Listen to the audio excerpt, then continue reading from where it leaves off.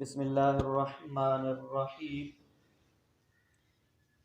व बयानुल किस्मिस सालिस व हुवल क़ियासु बिइल्लतिन मुस्तंबततिन बिर्रअय वल इज्तिहाद ज़ाहिरुन व तहक़ीक़ु ज़ालिका इज़ा वजदना वस्फ़न मुनासिबन लिल हुक्म व हुवा बिहालिन यूजिबु सुबूतल हुक्म व यक़्तक़ाज़ाहु बिन्नज़रि इलैहि व क़द इक़्तरन बिहिल हुक्म फ़ी मौज़िइल इज्माअ युज़ाफ़ुल हुक्मु इलैहि लिल मुनासबति ला लिशहादति शर्अ बिकौनिही इल्लतन व नज़ीरुहु।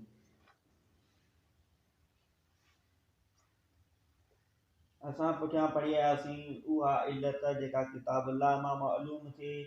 उन जा मिसाल ऐं उहा इल्लत जेका सुन्नत मां मालूम थे ऐं उहा इल्लत जेका इजमा मां मालूम थे ऐं उन खां बाद में कलो के सबक में बतौर तमहीद कुछ मुफीद ॻाल्हियूं ज़िक्र कयई त उहा इल्लत जेका इज्तिहाद ऐं इस्तंबात मां मालूम थिए थी उनखे सम्झण में फ़ाइदो हासिल थिए। मुसन्निफ़ फरमाए रहियो आहे त व बयानुल क़िस्म सालिस टे क़िस्म जो बयान, हालांकि इहो हुजणु हुजे व बयानुल क़िस्म राबि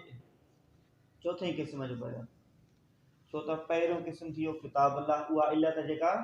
किताबुल्लाह मां मालूम थी, ॿी उहा इल्लत जेका टी उहा इल्लत जेका अॼु उहा इल्लत पढ़ंदासीं जेका इज्तिहाद ऐं इस्तंबात मां मालूम थिए थी त उहा काई नंबर ते आहे, चौथे नंबर ते आहे। पर मुसन्निफ़ इनखे बयानुल क़िस्म सालिस चयो आहे, टे नंबर ते। इन जो वजह इहो ई थी सघे थो त पहिरियों जेकी ॿ इल्लतूं आहिनि उहा इल्लत जेका किताबुल्लाह मां मालूम थी आहे या उहा इल्लत जेका सुन्नत मां मालूम थी आहे उनखे मुसन्निफ़ हिकु ई शुमार कयो आहे, उनखे हिकु क़िस्म शुमार कयो अथई। पोइ उनजे करे त किताबुल्लाह मां मालूम थिए या सुन्नत मां मालूम थिए उहा इल्लत मालूम थींदी आहे नस में, पोइ चाहे किताबुल्लाह मां हुजे चाहे सुन्नत में हुजे त मालूम उहा छा मां थी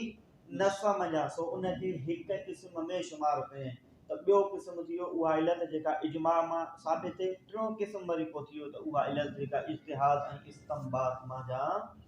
साबित थिए मालूम थिए। सम्झ में आयो सालिस चवण जो वजह।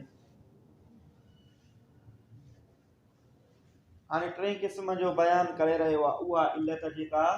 इज्तिहाद ऐं इस्तंबात मां मालूम थिए थो, उहा छा आहे जेको उहो क़ियास आहे। छो त किताबुल्लाह मुंहिंजा में साबित न आहे, सुन्नत मुंहिंजा में साबित न आहे, इजमा मां साबित न आहे, मुजतहिद तो पंहिंजी राय सां गौर व फिक्र सां इल्लत खे मालूम करे थो त उनखे छा चवंदासीं क़ियास।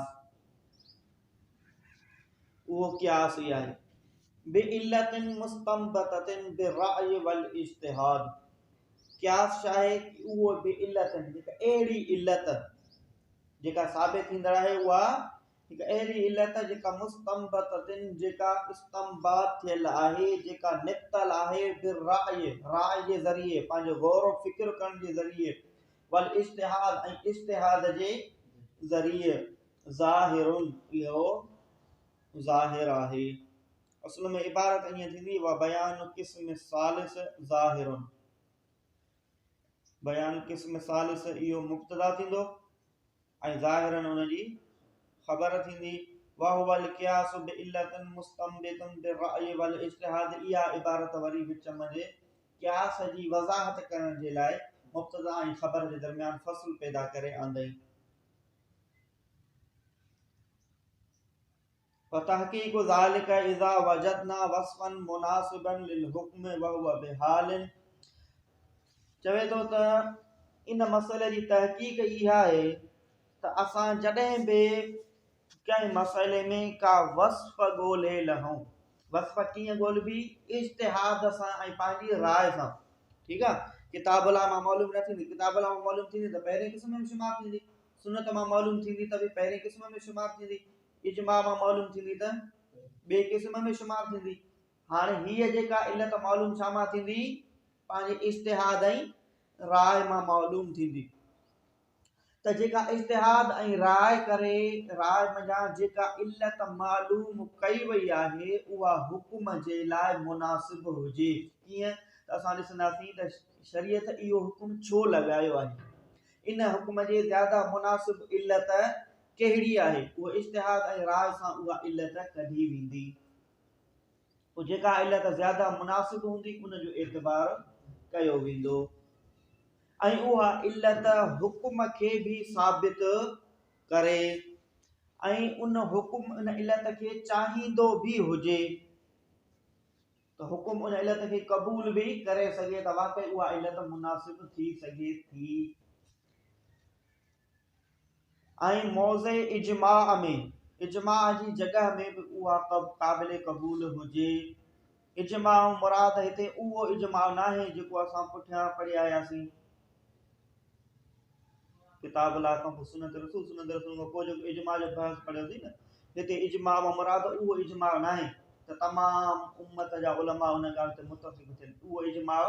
नाहे। हिते इजमा मुराद इहो आहे त हिकिड़ो उहो शख़्स जेको इल्लत कढे थो उनखे चइबो मुअल्लिल, माना इल्लत बयान कंदड़,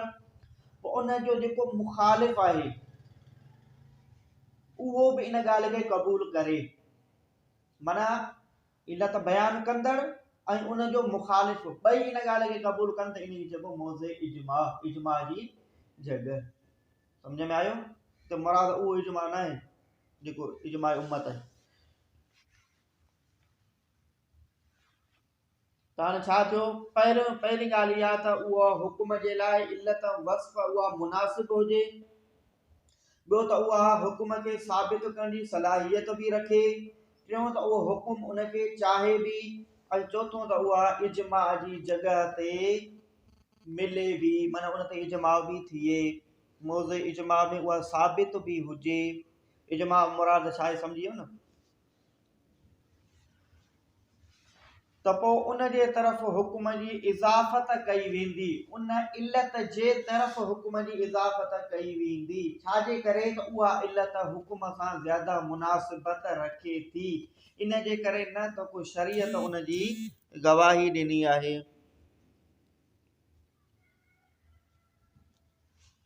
शरीयत उन जी गवाही नाहे ॾिनी, शरीयत गवाही तॾहिं ॾिए जॾहिं किताब अल्लाह ऐं सुन्नत में अचे, जेकॾहिं उन में अचे त पोइ पहिरें क़िस्म में शुमार थींदी। इज्तिहाद ऐं राय सां इहा इल्लत मालूम थी आहे, इहा हुकुम जी ज़्यादा मुनासिब आहे, उन जे करे उन जो एतबार कयो वञे थो। इन जो मिसाल सम्झो त पोइ इहा ॻाल्हि वाज़िह थी वेंदी। मिसाल ॾिए थो त को शख़्स आहे, हाणे मिसाल को फ़क़ीर बीठो आहे गलीअ में, ऐं ॾिसो त फ़क़ीर गलीअ में बीठो आहे, पोइ मौलाना जहिड़ो को आयो शख़्स उन फ़क़ीर खे मिसाल 100 रुपया ख़ैरात ॾिनई, त हाणे फ़क़ीर खे ख़ैरात ॾियण जो हुकुम आहे, त हाणे इन जी अवां वस्फ़ ऐं इल्लत मालूम कयो त इन फ़क़ीर खे मौलाना 100 रुपया ख़ैरात छो ॾिनी हूंदी, सबबु कहिड़ो आहे? त जॾहिं असां इन में गौर फ़िक्र कंदासीं त असांखे इन जो सबबु इहो मिलंदो त फ़क़ीर खे 100 रुपया ॾियण जो वजह इहो थी सघे थो त तव्हां त फ़क़ीर पंहिंजी ज़रूरत पूरी करे, मानी खाए, खाधो खाए, कपिड़ो वठे, जेका उनजी ज़रूरत आहे फ़क़ीर पंहिंजी ज़रूरत पूरी करे, उन जे लाइ मौलाना फ़क़ीर खे 100 रुपया ॾिनो, त इहा इल्लत मुनासिब आहे न। या वरी इहो बि सबबु थी सघे थो त हुसूल सवाब जे लाइ, सवाब हासिल करण जे लाइ मौलाना उनखे 100 रुपया ॾिनो हुजे, त मूंखे अजर मिले, सवाब मिले, त हुसूल सवाब ऐं फ़क़ीर जी हाजत पूरी थियण, इहे ॿई इन हुकुम में असांखे इल्लतूं मिलियूं जेकी इन्हनि ॿिन्ही जे मुनासिब आहिनि। इहे ॿई इल्लतूं इन हुकुम जे मुनासिब आहिनि, त इन्हनि ॿिन्ही इल्लतुनि जो एतबार कयो वेंदो, पोइ जेका ज़्यादा मुनासिब हूंदी उन जो एतबार कयो।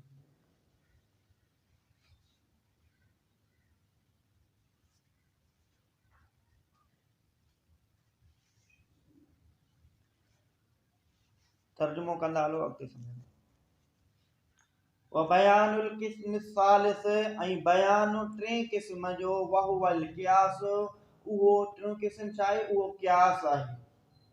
बे इल्लतिन, अहिड़ी इल्लत सां जेका मुस्तंबतिन जेका मुस्तंबत थियल हुजे इस्तंबात थियल हुजे निकतल हुजे बिर्राय राय जे ज़रिए सां वल इज्तिहाद ऐं इज्तिहाद जे ज़रिए सां ज़ाहिरुन इहो टियों क़िस्म ज़ाहिर आहे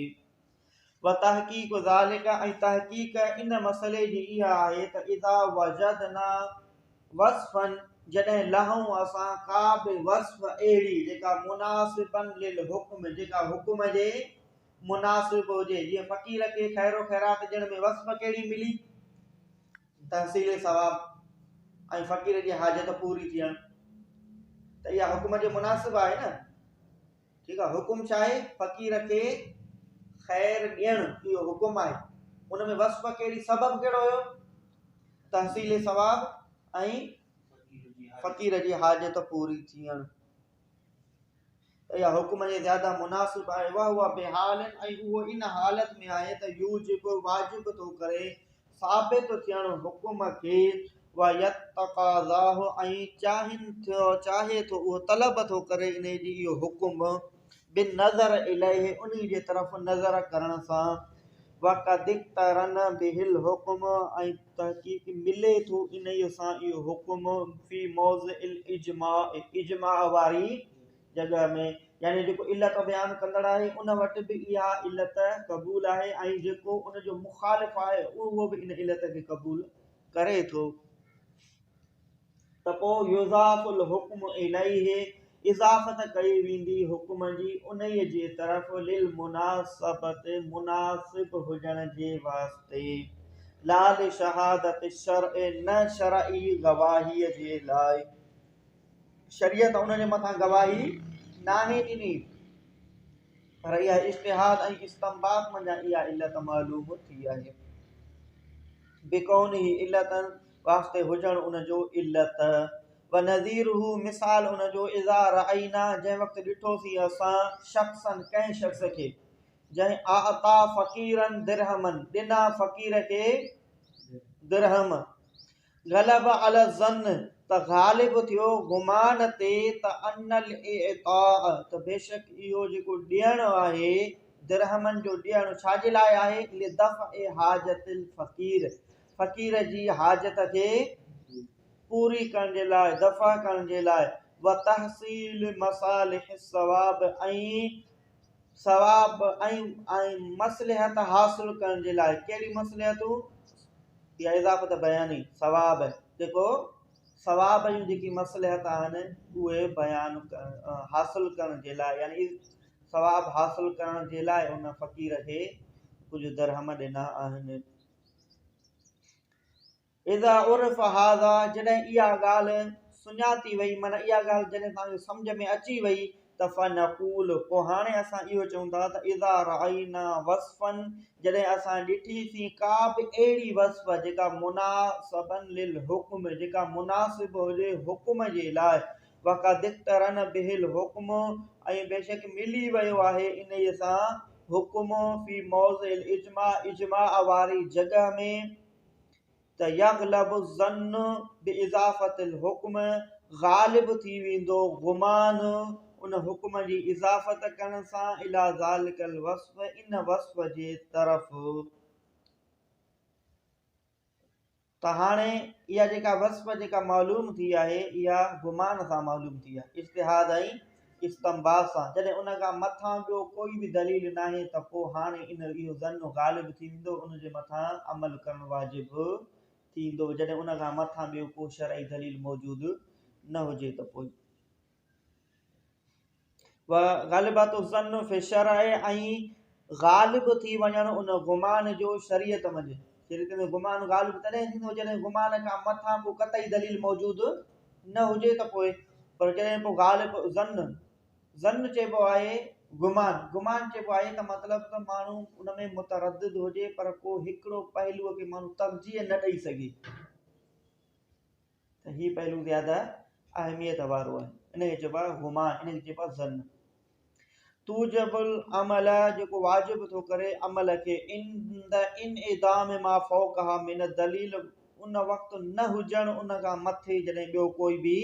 दलील मिसाल इहो बेमंज़िले उन जी आहे त मिसाल इन जो त मुसाफ़िर आहे इज़ा ग़लब अला ज़न्निही जॾहिं ग़ालिब आयो उन जे गुमान ते त अन बिकुर्बिही माअन त बेशक उन जे वेझो पाणी मौजूद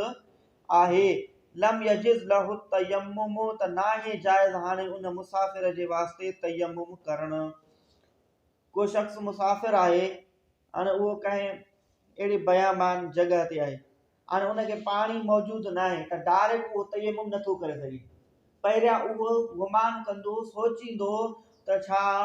हीअ का अहिड़ी जॻह आहे त इन जे वेझो अनक़रीब किथे मूंखे पाणी मुयसरु थी सघे मिली सघे त पहिरियां गुमान कंदो पहिरियां सोचींदो अगरि उन जे ग़ालिब गुमान में इहो आहे त मूंखे पाणी नथो मिली सघे त पोइ उहो तयम्मुम जे तरफ़ रुजू कंदो जेकर उन जो ग़ालिब गुमान इहो आहे त थोरो अॻियां किलोमीटर खनि अॻिते मां वेंदुसि त मूंखे पाणी मिली वेंदो त हाणे तयम्मुम करणु उन जे लाइ जाइज़ नाहे छो जाइज़ नाहे इन गुमान जे करे त माना गुमान ते अमल करणु वाजिबु थियो न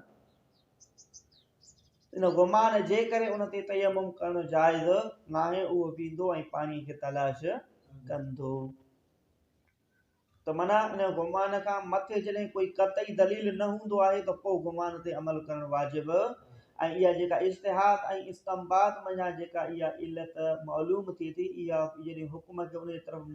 मुनासिबत कई थी वञे त पोइ इहो बि मिसल इन गुमान जे आहे जॾहिं उन खां मथे ॿियो को दलील न हूंदो त पोइ इन ते अमल करणु वाजिबु थी वेंदो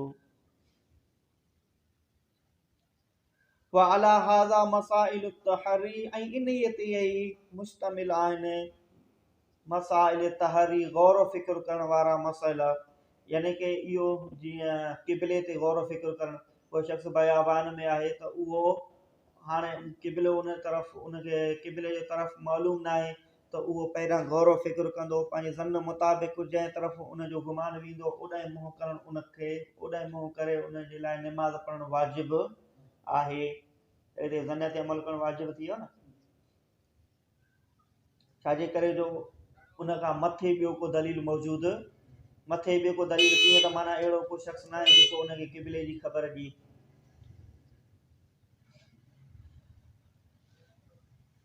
हितां वरी हाणे हुकुम ॿुधाए रहियो आहे इन क़यास जो उहा इल्लत जेका क़यास जे ज़रिए मालूम थिए थी उनजो हुकुम हुकुम हाज़ल क़यास ऐं हिन क़यास जो हुकुम इहो आहे त ऐं यब्तल बिल फ़रक़िल मुनासिब त इहो क़यास बातिल थी वेंदो आहे बिल फ़रक़िल मुनासिब मुनासिब फ़र्क़ बयान करण सां मतिलबु इहो आहे त यानी केरु अहिड़ो शख़्स आहे जंहिं हुकुम में का अहिड़ी इल्लत कढी आहे हाणे अगरि जेकॾहिं केरु ॿियो शख़्स अचे थो जेको उन इल्लत में मुनासिब फ़र्क़ु बयानु करे थो यानी उन इल्लत खे इहो माना साबित थो करे त इहा इल्लत ज़्यादा मुनासिब न आहे ज़्यादा मुनासिब अञा का ॿी इल्लत आहे त उन जे फ़र्क़ु बयानु करण सां उन जी जेका पहिरीं जेका इल्लत आहे उहा बातिल थी वेंदी जॾहिं उहो मुनासिब फ़र्क़ु बयानु करे सघे त पोइ लिअन इंदहु यूजद मुनासिब सिवा फी सूरत हुकुम छो जो उन वटि लधो थो वञे मुनासिब जेको उन खां अलावा आहे फी सूरत हुकुम हुकुम जी सूरत में फला यबका ज़न्नो को न बाक़ी बचंदो ज़न्नो उन जी हुकुम जे तरफ़ इज़ाफ़त करण सां को न साबित थींदो हुकुम इन सां लिअनहु छो जो इहो हूंदो बिना कंदे अला गलबत ज़न्न जे गलबे ते वक़्त बतल ज़ालिक बिल फ़रक़ ऐं बेशक बातिल थी वियो आहे इहो ज़न्न वारो गलबो बिल फ़र्क़ु बयानु करण सां इन जो मिसाल हिकिड़ो सम्झो त पोइ इहो हुकुम खे अव्हां सही तरह सम्झी वेंदो मिसाल इन जो इहो आहे त हज़रत इमाम शाफ़ी अलैहि रहमत फरमाए थो त अगरि जेकॾहिं को नंढो ॿारु आहे अञा नाबालिग आहे ऐं उन वटि एतिरो माल आहे जो उन जे मथां ज़कात वाजिब आहे को सगीर ॿारु आहे नाबालिग उन वटि एतिरो माल आहे जो उन ते ज़कात वाजिब थी चुकी आहे त हाणे उन नंढड़े ॿार खे ज़कात ॾियणु लाज़िम आहे ज़कात ॾियणु वाजिब आहे इमाम शाफ़ी अलैहि रहमत फरमाए थो त ज़कात ॾियणु नंढड़े ॿार खे उन जे लाइ वाजिब आहे त ज़कात ॾियण जो वस्फ़ सबब इल्लत इहा आहे त ज़कात ॾियण सां फ़क़ीर जी हाजत ज़रूरत पूरी थींदी आहे। माल ॾियण सां ज़कात ॾियण सां जॾहिं असां कढंदासीं त उहो माल कंहिं फ़क़ीर खे ॾींदासीं त फ़क़ीर जी हाजत ऐं ज़रूरत पूरी थींदी, उन जे करे ज़कात ॾिनी वेंदी आहे। ज़कात जो वजह इल्लत सबबु इहो आहे त इहो फ़क़ीर जी हाजत कबीर वॾे जे वॾो को शख़्स को बालिग़ शख़्स ज़कात ॾिए उन वजह फ़क़ीर जी हाजत पूरी थींदी, को नाबालिग़ शख़्स उनखे ज़कात ॾिए उन वजह फ़क़ीर जी हाजत पूरी। मसलन 10,000 कंहिंजी ज़कात बणिजे थी, तो कंहिं फ़क़ीर खे ॾिना, पोइ चाहे नंढो ॿारु फ़क़ीर खे ॾिए, फ़क़ीर पंहिंजी हाजत पूरी करे सघे थो न, या वॾो ॾिए फ़क़ीर पंहिंजी हाजत पूरी करे सघे थो। सो इहा इल्लत जेका आहे मिले थी फ़क़ीर जे माल में, इल्लत मिले थी कबीर जे माल में, वॾे शख़्स जे माल में बि, ऐं सगीर नंढे ॿार जे माल में बि इहा इल्लत मिले थी। सो इहो हुकुम लॻायो वेंदो त माना नंढे ॿार जे मथां बि ज़कात ॾियणु वाजिबु आहे। लेकिन अहनाफ चवनि था त इहा जेका अवां इल्लत कढी आहे इहा हुकुम जी ज़्यादा मुनासिब नाहे। हुकुम छा आहे? ज़कात जी ज़्यादा मुनासिब नाहे इहा शाफ़िन जेका इल्लत कढी आहे इहा। छो त असां तव्हांखे हिकु ॿी इल्लत ॿुधायूं था जेका इन ज़कात जे ज़्यादा मुनासिब आहे। उहा कहिड़ी आहे? उहा आहे त ज़कात उन जे लाइ कढी वेंदी आहे त माल पाक थिए ऐं इंसान जो नफ़्स पाक थिए। ज़कात कढण जो सबबु इहो आहे, इल्लत इहा आहे, ज़्यादा मुनासिब इहा आहे। ऐं मौज़ इजमा तव्हांखे ॿुधाया थी न, त माना उहा इल्लत इजमा बि इनखे क़बूल करे। त इन में अहनाफ जो मदे मुक़ाबिल केरु आहिनि? शाफ़ई बि इन ॻाल्हि खे तस्लीम कनि था त वाक़ई ज़कात इन जे करे कढी वेंदी आहे त इंसान जो गुनाह ख़तमु थियनि ऐं इंसान जो माल पाक थिए। माना शाफ़ी बि इन ॻाल्हि खे तस्लीम कनि था त ज़कात कढण सां गुनाह ख़तमु थींदा आहिनि ऐं माल पाक। माना मौज़े इजमा में बि इहा इल्लत साबित थी न, माना जेको मदे मुक़ाबिल आहे अहनाफ जो उन्हनि वटि बि इहा इल्लत मालूम आहे। ऐं जेका बाद में जेका इल्लत कढी वई ज़कात जी उहा ज़्यादा मुनासिब आहे हुन पहिरीं इल्लत खां जेका शाफ़िन कढी। त हाणे फ़र्क़ु मुनासिब बयानु थियो न इल्लतुनि में। शाफ़िन जेका इल्लत कढी ज़कात जी ऐं जेका अहनाफ इल्लत कढी उन में फ़र्क़ु मुनासिब बयानु थियो। त हाणे फ़र्क़ु मुनासिब जे करे जेका पहिरीं इल्लत आहे उहा इल्लत बातिल थी वेंदी, उनजो हुकुम बि बातिल थी वेंदो। त ॿी इल्लत जो एतबार कयो वेंदो। त पोइ हाणे नंढड़े ॿार जे मथां ज़कात वाजिबु अहनाफ वटि न थींदी। छो त ज़कात कढण जो सबबु ऐं इल्लत इहा आहे त उनजा गुनाह ख़तमु थियनि ऐं उनजो माल पाक थिए। त जेको नाबालिग़ ॿारु हूंदो उहो त शरीयत जो मुकल्लफ़ ई न आहे। जॾहिं उहो मुकल्लफ़ न आहे त उनजे मथां गुनाह आहिनि ई कोन, त पोइ पाक करण जो छा माना रही। उनजे करे नंढड़े ॿार ते ज़कात इहो सम्झ में आयो? मौज़ इजमा कीअं थियो, शाफ़िन जेका इल्लत कढी, अहनाफ जेका इल्लत कढी, ज़्यादा मुनासिबत इन में कीअं थी। इहो मिसाल सही तरह सम्झ में अची वियो? वरी इनखे तर्जुमो कयो, पोइ इन मिसाल खे ज़हन में रखी तर्जुमो कयो त पोइ तर्जुमो बि सम्झ में अची वेंदो। पुठियां खां वरी तर्जुमो व हुकुम हाज़ल क़ियास ऐं हुकुम हिन क़ियास जो त ऐं यफ़्तला इहो क़ियास बातिल थी वेंदो आहे बिल फ़र्क़िल मुनासिब, मुनासिब फ़र्क़ बयान करण सां। जीअं शाफ़िन हिकिड़ी इल्लत कढी ज़कात जी, अहनाफ ॿी इल्लत कढी मुनासिब फ़र्क़ बयान कयो त हाणे शाफ़िन वारो हुकुम बातिल थी वेंदो। ठीकु आहे? छाजे करे? लिअन छो जो इंदहू उन वटि यूजद जेको लधो थो वञे मुनासिब फ़र्क़ मुनासिब सिवा उन खां अलावा फी सूरतिल हुकुम हुकुम जी सूरत में जॾहिं उन खां अलावा ॿी हिकिड़ी वस्फ़ मुनासिब लधी थी वञे त पोइ हुन वस्फ़ जे एतबार करण जो को फ़ाइदो। जेका ज़्यादा मुनासिब लधी थी वञे उनजो एतबार कयो वञे न। जीअं अहनाफ वारी ज़्यादा मुनासिब लधी वई त नंढे ॿार ते ज़कात जो हुकुम बि ख़त्म थी वियो। फला यबका ज़न्न पोइ न बाक़ी बचंदो इहो ज़न्न बि इज़ाफ़तुल हुकुम उन हुकुम जे तरफ़ इज़ाफ़त करण सां उन जे तरफ़। फला यसबुतुल हुकुम बिही पोइ न साबित थींदो हुकुम इन जे ज़रिए सां। लिअन्नहु छो जो इहो हूंदो बिना कंदे अला ग़लबत ज़न्न ज़न्न जे ग़ालिब हुजण ते। वक़्त बतल ज़ालिक बिल फ़र्क़ ऐं बेशक बातिल थी वेंदो इहो फ़र्क़ बयान करण सां। व अला हाज़ा ऐं इन्हीअ जे मथां ई कानल अमल हूंदो अमल बिन नौइल अव्वल पहिरीं क़िस्म ते बिमंज़िलत हुकुम जे बिशहादत शहादत सां बाद तज़कियत शाहिद बाद गवाहनि जे तज़किये जे ऐं उन जे तअदील जे। इहा ॻाल्हि सम्झो इहो। व अला हाज़ा इन इबारत खां मुसन्निफ़ इहो जेके पुठियां जेके टई क़िस्म पढ़ी आयो इल्लत जा। पहिरों क़िस्म उहा इल्लत जेका किताब अल्लाह या सुन्नत रसूल मां साबित थिए, इहो थियो इल्लत जो हिकिड़ो क़िस्म। ॿी उहा इल्लत जेका टी उहा इल्लत जेका क़ियास जे ऐं इज्तिहाद जे ज़रिए इस्तंबात जे ज़रिए जेका मालूम थिए थी, उहो थियो इल्लत जो टियों क़िस्म।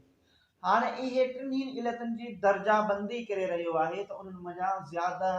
लाज़िम कहिड़े ते अमल करणो आहे ऐं उन खां बाद में कहिड़े जो दर्जो आहे, उन खां बाद में कहिड़े जो दर्जो आहे। उन खां इन इबारत खे सम्झण खां पहिरियां इहा ॻाल्हि सम्झो त इन इबारत में ॿ लफ़्ज़ ज़िक्र कया अथई, हिकिड़ो तज़कियो, ॿियो तअदील। तअदील चइबो आहे, तअदील अदालत, अदालत माना पढ़ी आहे न, रावी जे लाइ आदिल हुजणु शर्त, गवाह जे लाइ बि आदिल हुजणु शर्त आहे। हिकिड़े तअदील यानी अदालत, आदिल हुजणु। गवाह जे लाइ आदिल हुजण जो मतिलबु इहो आहे त माना गवाह जेको गवाही ॾिए थो उहो अहिड़ो शख़्स हुजे जो ज़ाहिरी तौर ते सभु उनखे आदिल सम्झंदा हुजनि, उनखे नेक सम्झंदा हुजनि। इनखे चइबो आहे तअदील। जीअं मौलाना आहे, ॻोठ मंझे पाड़े मंझे हेॾां होॾां सभु उनखे चवंदा त इहो आदिल आहे, इहो नेक। ऐं तज़किया चइबो आहे त जॾहिं काज़ीअ वटि को अहिड़ो फ़ैसिलो वञे, पोइ गवाह उन जे साम्हूं पेश कयो थो वञे त हीउ गवाह आहे, पोइ काज़ी वरी पसे पर्दा उन गवाह जी तहक़ीक़ कराईंदो आहे। माना कंहिंखे बि ख़बर नाहे पवंदी उन गवाह जी तहक़ीक़ जे लाइ, पोइ उन जे सुञाणप वारनि वटि, जीअं मौलाना आहे मिसाल, पोइ उन जी सुञाणप वारो जीअं ख़ुर्शीदा नज़ीर आहे, उन्हनि जे ख़त लिखंदो काज़ी त हाणे इन जे बारे में तव्हां ॿुधायो त हीउ शख़्स ज़ाहिरी तौर ते त माण्हू चवंदा इहो आदिल आहे, पर अव्हां इन जा सुञाणप वारा आहियो, अव्हां इन सां कारोबार कयो आहे, अव्हां इन सां घुमो था, फिरो था, रहो था, खाओ पीओ गॾु था, अव्हां इन जे बारे में ज़्यादा ख़बर हूंदी त वाक़ई इहो नेक आहे या इहो अहिड़ो सिर्फ़ु ढोंग रचाए थो। त पोइ जॾहिं पसे पर्दा इहा तहक़ीक़ थी वञे त वाक़ई इहो हक़ीक़त में इहो नेक माण्हू आहे, इहो कूड़ नाहे ॻाल्हाईंदो, ग़लति कम नाहे कंदो, गुनाह कबीरा खां इहो हमेशह बचंदो आहे ऐं सगीरनि गुनाहनि खां बि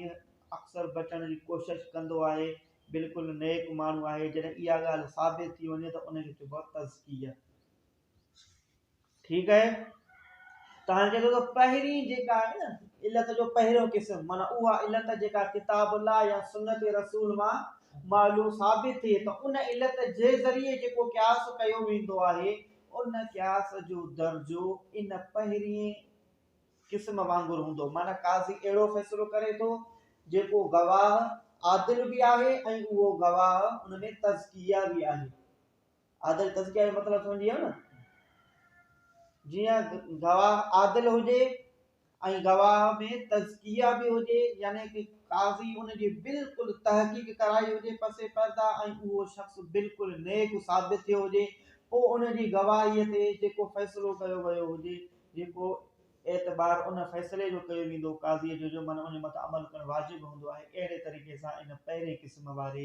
इल्लत जेका किताब अल्लाह ऐं सुन्नत रसूल मां मालूम थिए थी, उन जे मथां बि अमल करणु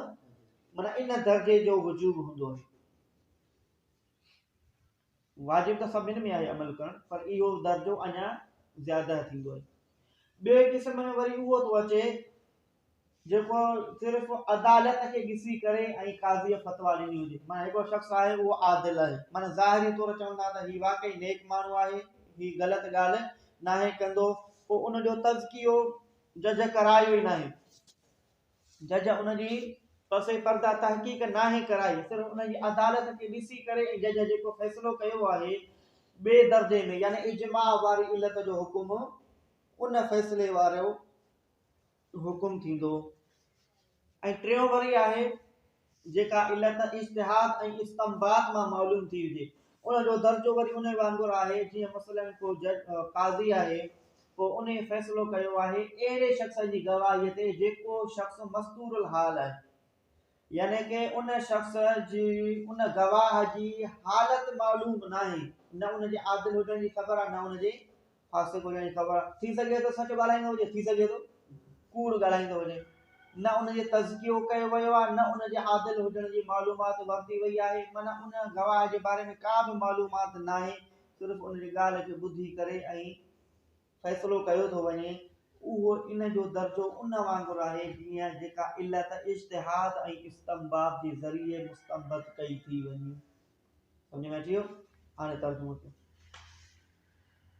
व अला हाज़ा ऐं इन ई ॻाल्हि ते इन ई उसूल ते त कानल अमल बिन नौइल अव्वल हूंदो अमल पहिरें क़िस्म सां,